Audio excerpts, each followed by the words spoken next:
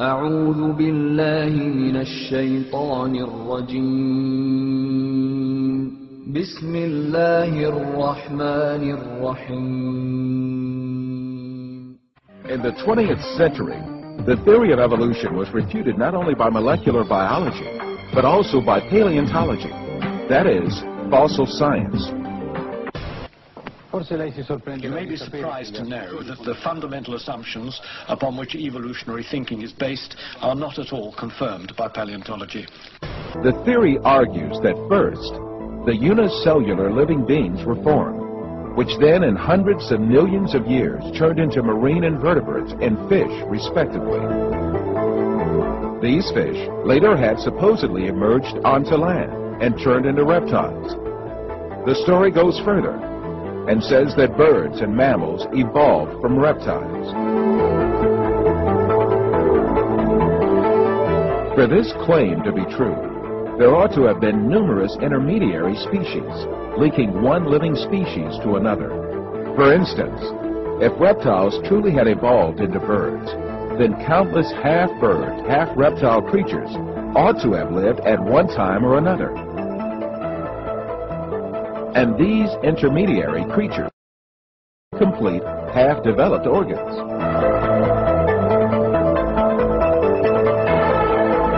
Darwin called these hypothetical creatures transitional forms.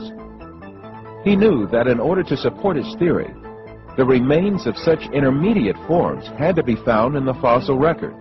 The fact is that after nearly 2 centuries of intense research, the paleontological evidence for evolutionary theory is not only rare, but highly questionable.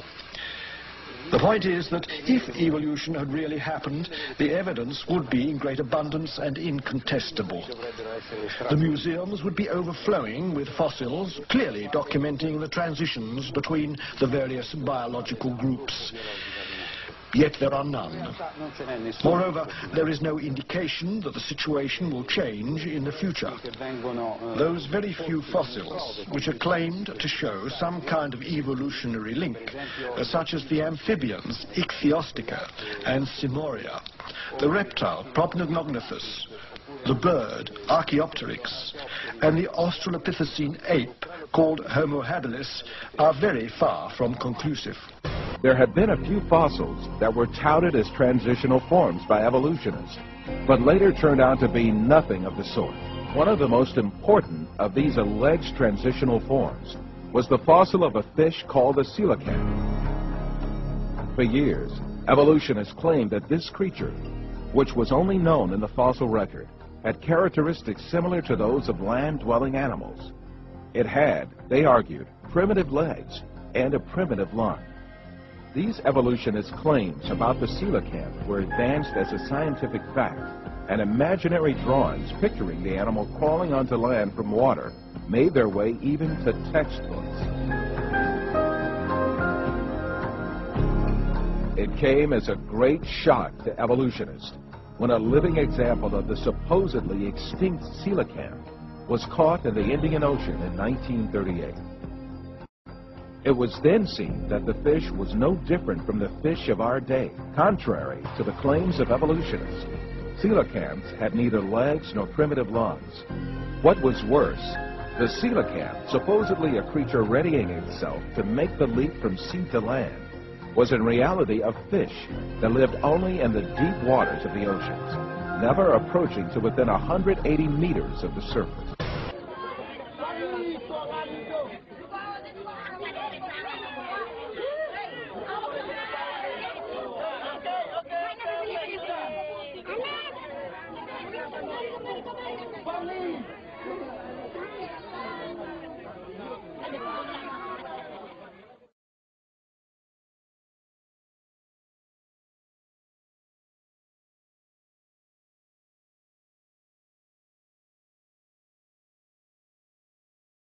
Another alleged transitional form has been a fossil bird called Archaeopteryx.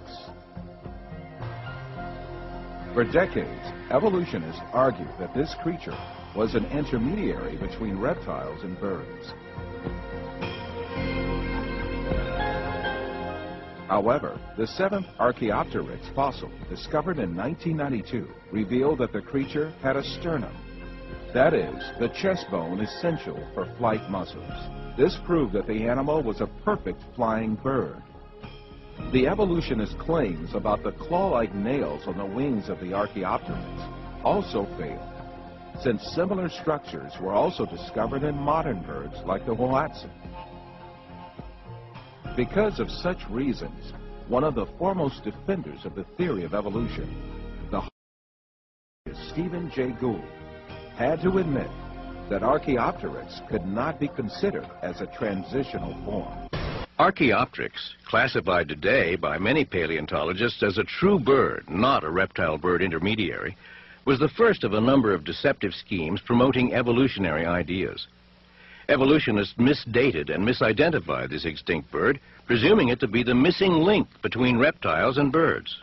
The best example of a transitional form that my evolutionary friends usually give is Archaeopteryx, a supposed link between the reptiles and the birds. Recently, another bird has been found, dated by evolutionists, to be 75 million years older than Archaeopteryx. So therefore, Archaeopteryx could certainly not be the ancestor of the birds. Actually, evolutionists don't have any idea how the reptiles evolved into birds. They don't have any of these transitional forms. But that doesn't stop them. You pick up any book on evolution, and Archaeopteryx is still presented as the best evidence. Faced with these realities made clear by the fossil record, evolutionists directed all their attention to the claim that man evolved from ape-like creatures. 6,500 different ape species have lived so far, and the majority of them are extinct. The skulls of these extinct apes, both big and small, constituted a great resource for evolutionists on which to exercise their imaginations freely. Arranging the skulls of these extinct ape species from the smallest to the biggest, and adding some skulls of vanished human races to the series, evolutionists concocted the scenario of human evolution.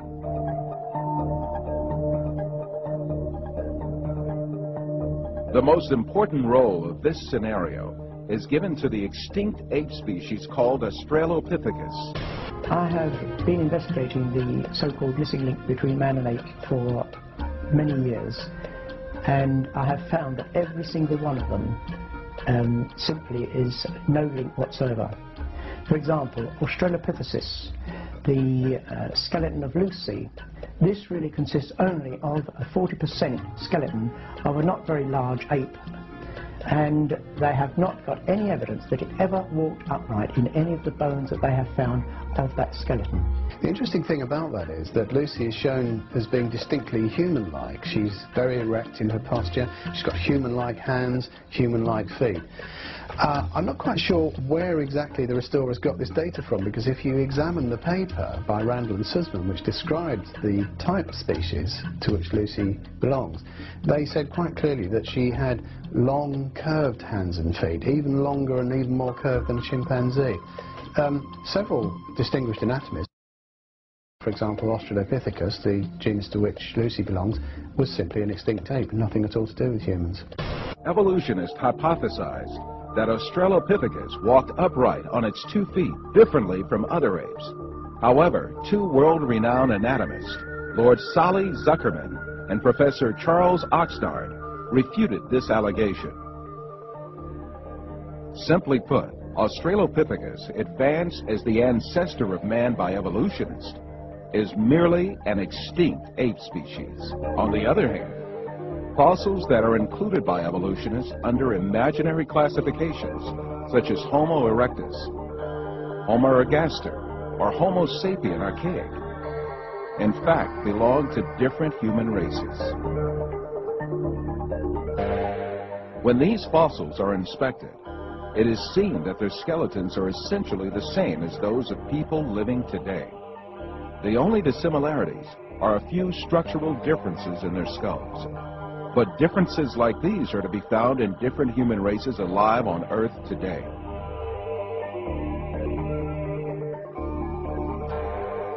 The famous evolutionist paleontologist Richard Leakey admits that the difference between the skulls classified as Homo erectus and those of modern men is only racial.